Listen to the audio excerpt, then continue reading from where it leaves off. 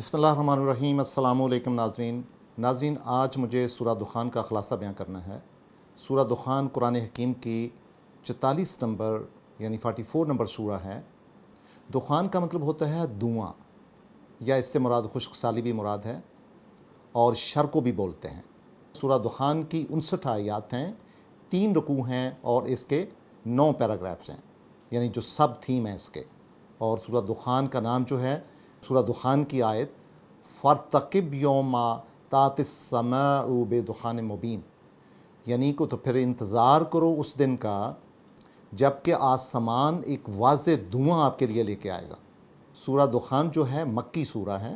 और मुतवस्सित दौर जो मक्का का हज़ूर अकरम का था उसमें इसका नज़ूल हुआ है। तो नाज़रीन, जो सूरह दुखान है इसका तअल्लुक़ कुरान हकीम की सूरतों के हामीम ग्रुप से है। हामीम का मतलब अल्लाह ताला की हमद से मुतल्लिक़ है और इनमें सूरह मोमिन जिसे हम सूरह गाफ़िर भी बोलते हैं, सूरह हामीम सजदा जिसे सूरह फुस्सिलत भी बोलते हैं, सूरह अश-शूरा, सूरह अद-दुखान, सूरह अल-जासिया और सूरह अल-अहक़ाफ़, इसमें 7 सूरह शामिल हैं। और मेन थीम जो हामीम ग्रुप का है उसमें अल्लाह ताला की तौहीद का, अल्लाह ताला की तस्बीहात का ज़िक्र पाया जाता है, इंज़ार का ज़िक्र है, तौहीद का और रसालत का ज़िक्र है और कुरान हकीम की हक़ानियत का ज़िक्र है। जैसे सूरह गाफ़िर की आयत नंबर 2 में है, अल्लाह ताला की ज़ात के हवाले से है कि अल्लाह ताला की ज़ात गाफ़िरुज़्ज़म्बे व काबिलुत्तौबे व शदीदुल इक़ाबे ज़ित्तौल ला इलाहा इल्ला हुवा अलैहिल मसीह, यानी अल्लाह ताला की ज़ात जो है गुनाहों को माफ़ करने वाली है, तौबा को कबूल करने वाली है, अपने अज़ाब में बहुत शदीद है और अपनी ब्लेसिंग्स में यानी बाउंटीफुल है, अपनी ब्लेसिंग में भी बहुत अखीर है, अपनी नेमतों में भी अल्लाह ताला की ज़ात इंतहा की सखी है और कोई इला नहीं है सिवाय अल्लाह ताला की ज़ात के, और हर चीज़ ने आखिरकार अल्लाह ताला की ज़ात की तरफ लौटना है। पहला ही पैराग्राफ जो है जिसमें कुरान की हक़ानियत पाई जाती है हामीम से शुरू होती है और वल किताबिल मुबीन, यानी ये बहुत वाज़ेह किताब है जिसको हमने ऐसी रात में जो लैलतुल मुबारका की रात है, इन्ना अंज़लनाहु फ़ी लैलतिन मुबारकातिन इन्ना कुन्ना मुनज़िरीन, कि यानी हमने इसको नाज़िल किया है, अल्लाह ताला की ज़ात कहते हैं इस रात में जो इंतहाई बाबरकत है, फ़ीहा युफ़रक़ु, यानी फ़र्क में पाए जाते हैं कुल्लु अम्रिन हकीम, हर तरह की हिकमत अमेज़ किस्म के अहकामात और ख़यालात। और अल्लाह ताला की ज़ात कहते हैं कि हमने इसे अमरन मिन इंदाना, ये जो अम्र हैं ये हमारी तरफ से हैं क्योंकि हमने इसे रसूलों के ज़रिए भेजा है। और कुरान हकीम कहता है कि ये प्योर रहमत है, रहमत मिन रब्बिका इन्नहु हुवस्समीउल अलीम, कि ये अल्लाह ताला की आपके रब की रहमत है जो कि इंतहाई समी है, यानी समात करने वाला है, सुनने वाला है, और अलीम है और इल्म वाला है। और फिर कुरान हकीम ने अपने दूसरे पैराग्राफ में नाज़रीन तौहीद का ज़िक्र है कि रब्बुस्समावाति वल अर्दि व मा बैनहुमा इन कुंतुम मूक़िनीन, कि अल्लाह ताला की ज़ात जो है वो नॉर्शल लॉर्ड है, परवरिश करने वाली है आसमानों की और ज़मीन की और जो कुछ उनके दरमियान है, बशर्ते कि आप यकीन करें। वाक़ा ना होता है यकीन करना। ला इलाहा इल्ला हुवा, अल्लाह ताला की ज़ात के अलावा कोई इला नहीं है, यानी कोई माबूद नहीं है। क्यों? क्योंकि वो युहयी व युमीत, तो वही ज़िंदगी देता है, वही मौत देता है। और रब्बुकुम, वो आपका भी रब है, व रब्बु आबाइकुमुल अव्वलीन, और आपसे पहलों का भी रब है। तो नाज़रीन, जो कुरान हकीम की आयात का सूरह दुखान का जो तीसरा पैराग्राफ है वो आयत नंबर 9 से आयत नंबर 16 तक मुहित है और ये शुरू यहाँ से होता है कि बल हुम फ़ी शक्कन यलाबून, कि क्या वो तो इंतहाई इस तरह के शक में खेल कूद रहे हैं। और वो दिन याद करें कि जिस दिन आसमान एक खुला धुआं लेके आएगा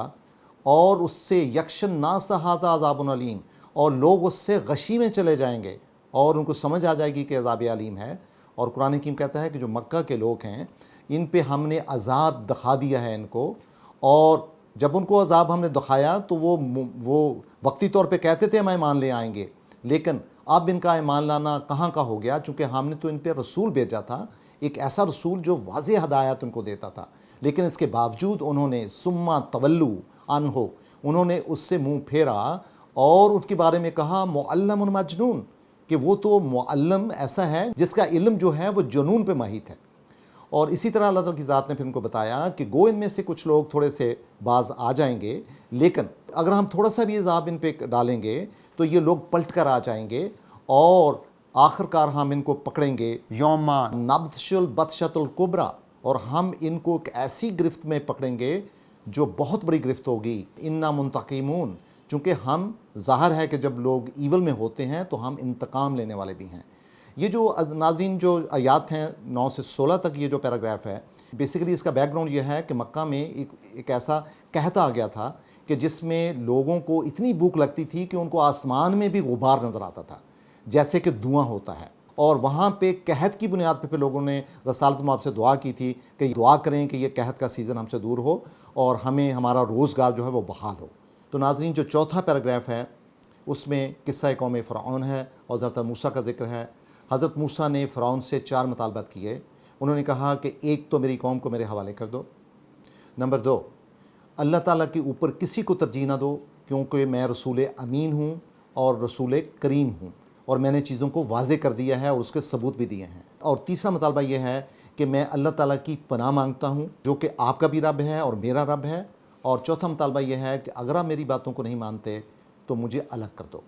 اور اس کے بعد حضرت موسیٰ نے اللہ تعالیٰ کی ذات سے دعا کی کہ یا اللہ یہ تو بہت ظالم قوم ہے اور اس میں بہتری کے کوئی آثار نہیں ہیں۔ تو اللہ تعالیٰ کی ذات نے کہا کہ آپ کے وہ بندے، آپ کے وہ جو ساتھی آپ کی طاعت میں ہیں، آپ کی اطاعت میں ہیں، آپ ان کو لے کے بحیرہ احمر کی طرف روانہ ہو جائیں، اور یقیناً وہ لوگ جو آپ کے پیروکار ہیں وہ زندگی پائیں گے، وہ اس مشکل سے نکلیں گے، اور جو فرعون کی قوم ہوگی وہ ڈوب جائے گی اس میں۔ یعنی اللہ تعالیٰ کی ذات کہتے ہیں کہ ہم نے فرعون کی قوم کی انتہائی نعمتیں بخشی تھیں، ان کے پاس باغات تھے، چشمے تھے، مقام کریم تھا، لیکن ایک وقت ایسا آیا کہ انہوں نے اس کی ناشکری کی اور اپنا ظلم جاری رکھا، تو ہم نے ان کی جو وراثت تھی وہ اگلی قوم کو منتقل کر دی۔ فما بقت علیہم السماء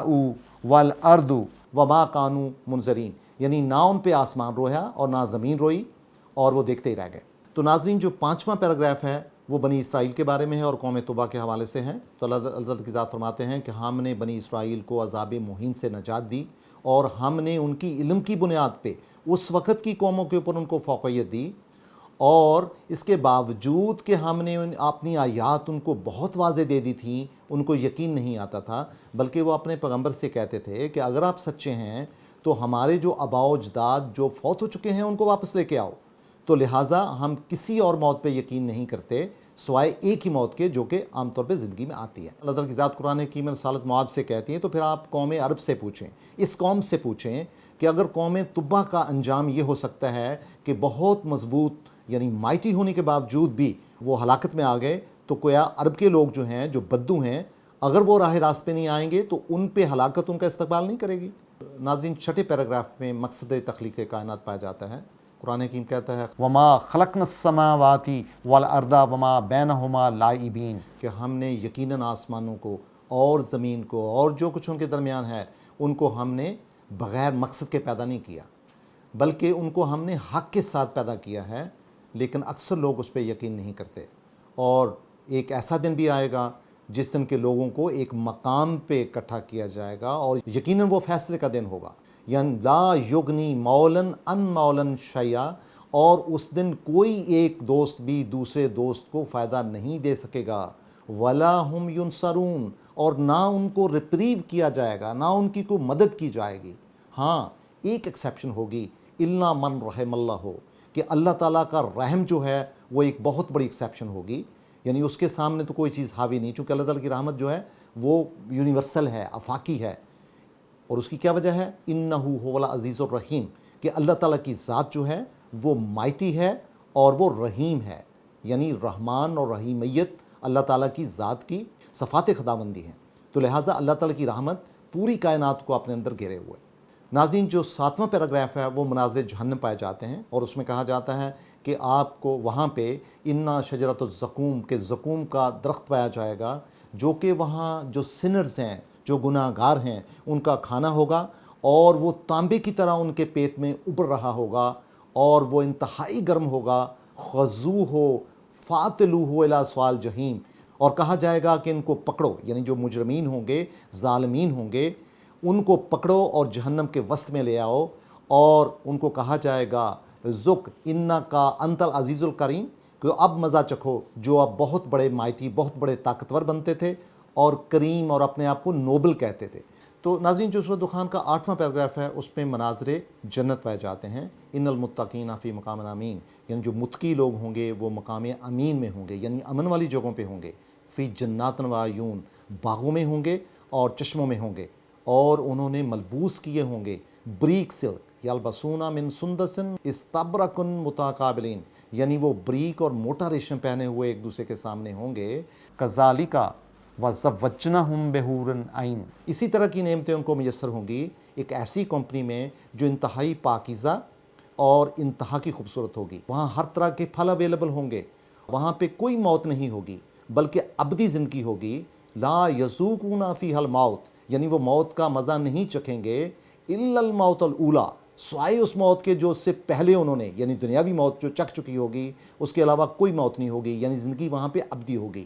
اور وقاہم عذاب الجحیم، اور ہر طرح کے عذاب کو ان سے اٹھا لیا جائے گا. تو قرآن حکیم کہتا ہے کہ فضلا من ربک ذالک هو الفوز العظیم، یہ پیور اللہ تعالیٰ کا فضل ہے اور یہ بہت بڑی کامیابی ہوگی. تو ناظرین جو زوجناہم بحور العین ہے، اس کے بارے میں ذرا واضح کر دوں کہ عام طور پہ یہ تصور پایا جاتا ہے کہ وہاں پہ حوروں کو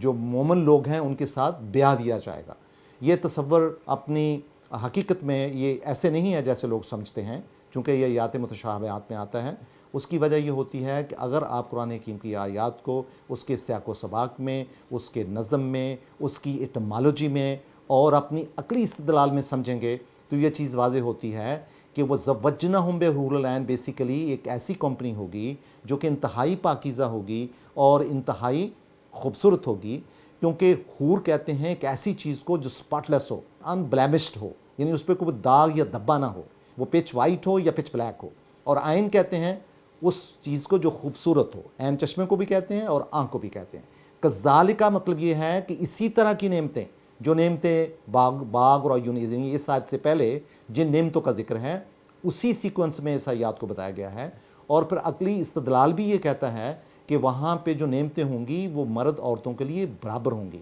یعنی اس میں کوئی جینڈر کا کوئی کانسیپٹ نہیں ہوگا. اور ویسے بھی جو جنت کا ماحول ہوگا وہ کوئی میٹریمونیل نہیں ہوگا، it's more a mental state, یعنی یہ اسٹیٹ آف ہیپینس ہوگی، اسٹیٹ آف ٹرنکلٹی ہوگی اور اسٹیٹ آف پیس ہوگی. اور اگر ہم اس کی ایٹمالوجی پہ، اس کے معنوں پہ بھی غور کریں تو زوج کا مطلب ہوتا ہے جو چیز آپ کی کمپنی میں ہو، آپ کے سامنے ہو. جو ازواجی زوج ہوتا ہے وہ ہم نے اس کا ایک پورشن ہے، اس کا ایک سیگمنٹ ہے جو سے لیا گیا ہے. تو ویسے بھی قرآن حکیم کہتا ہے کہ جو نیک لوگ ہوں گے وہ اپنی نیک بیویوں کے ساتھ جنت میں ہوں گے. تو ظاہر ہے جہاں چونکہ وہاں پہ کوئی ایسا ازواجی زندگی کا کانسیپٹ نہیں ہوگا بلکہ وہاں کی زندگی زیادہ روحانی ہوگی. جیسے کہ حضور اکرم صلی اللہ علیہ وسلم کی ایک حدیث بھی اس پہ واضح ہمیں کانسیپٹ کو کلیئر کرتی ہے کہ وہ ایسا ماحول ہوگا جو لوگ یہاں پہ کنسیو نہیں کر سکتے. تو قرآن حکیم مثالیں دے کے ہمیں سمجھاتا ہے کہ وہاں کا اس طرح کا ماحول ہوگا. اور ناظرین جو آخری پیراگراف ہے وہ قرآن حکیم کے تذکیر اور قرآن حکیم کا تیسر جو ہے، جو اس میں آسانی پائی جاتی ہے، اس کے حوالے سے ہے. جب قرآن حکیم کہتا ہے فَإِنَّمَا يَسَّرْنَهُ بِلِسَانِكَ، کہ یقیناً ہم نے آسان کر دیا ہے. يَسَّرْنَهُ، یہ اشارہ وہی آیت نمبر 2 کی طرف ہے جس میں ہے کہ وَالْكِتَابُ الْمُبِينُ، یعنی قرآن حکیم کی طرف اشارہ ہے کہ ہم نے قرآن حکیم کو آسان کر دیا ہے بِلِسَانِكَ، آپ کی زبان میں، یعنی پروفٹ سے کہا جا رہا ہے کہ ہم نے عربی زبان میں اس کو آسان بنا دیا ہے. لَعَلَّهُمْ يَتَذَكَّرُونَ، تاکہ وہ لوگ اس کی تذکیر میں آئیں. ذکرہ کا مطلب ہوتا ہے کسی چیز کو اپنے دماغ میں بار بار ویو کرنا اور ریویو کرنا، اس کو کہتے ہیں تذکر. تو قرآن حکیم اس لیے آسان ہے کہ اس کی 1850 اگر ہم اس کی روٹس لے لیں، اس کے علاوہ 4500 اس کے الفاظ بنتے ہیں اور اس کے اوپر جو کوئی 78,000 یا کچھ مقامات میں کچھ زیادہ بھی الفاظ ہیں کہ یہ ٹوٹل الفاظ قرآن حکیم کے بنتے ہیں، جو کہ اگر بندہ گرامر سمجھتا ہے تو اس کے لیے بہت آسان ہے. اور ویسے بھی قرآن حکیم کے جو الفاظ ہیں وہ روٹ پہ بیس کرتے ہیں، اور روٹ کو جب آپ سمجھتے ہیں تو باقی الفاظ بھی آپ کے اوپر ان کا جو الفاظ اور معنی ہوتے ہیں وہ کھلتے ہیں اور چیزوں کی بہت ہی کمپریہنسو طریقے سے سمجھ آتی ہے. تو سورہ دخان کی آخری آیت ہے فَارْتَقِبْ إِنَّهُمْ مُرْتَقِبُونَ. تو پھر قرآن حکیم آخری آیت میں یہ چیلنج کرتا ہے، رسالت میں آپ کو یہ کہا چاہتا ہے تو پھر یہ انتظار کریں، آپ بھی انتظار کریں اور یہ بھی انتظار کریں اس دن کا جس دن کے حق واضح ہو جائے گا. اور یہ چیزیں ان کو یہاں پہ یعنی مناظر جہنم اور مناظر جنت جو یہاں سورہ دخان میں بتائے گئے ہیں یہ اپنی آنکھوں سے دیکھ لیں. تو ناظرین سورہ دخان 59 آیات کے ساتھ 3 رکوع اور 9 سب پیراگراف کے ساتھ ہمیں دعوت دیتی ہے کہ ہم اس کا بغور مطالعہ کریں، دلچسپ طریقے سے پڑھیں، اپنے دل و دماغ میں اسے لے کے جائیں اور پھر زبانی بھی یاد کر کے اپنی نمازوں میں لانچ کریں، تاکہ سورہ دخان میں جو عنوانات بتائے گئے ہیں وہ ہمارے دل و دماغ میں اس حد تک اثر کریں کہ ہم آگے اس کا ابلاغ کر سکیں اور اپنی فیملی کو، اپنی ذات کو، اپنے خاندان کو اور سارے مسلمانوں کو اس سے مستفید کر سکیں۔